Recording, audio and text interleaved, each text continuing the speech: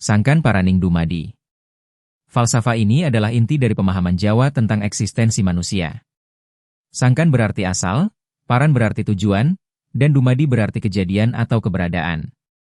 Maka sangkan Paraning Dumadi adalah kesadaran bahwa manusia berasal dari Gusti Kang Murbeng Dumadi, Tuhan yang Maha Kuasa, dan akan kembali kepadanya. Filosofi ini mengajarkan bahwa hidup bukan sekadar perjalanan lahiriah, tetapi juga batiniah.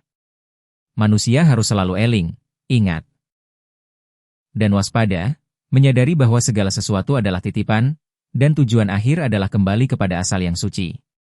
Falsafah Jawa adalah panduan hidup yang menekankan keselarasan antara manusia dengan dirinya, dengan sesama, dengan alam, dan dengan Gusti. Setiap pitutur luhur mengajarkan keseimbangan, kerendahan hati, dan kebijaksanaan.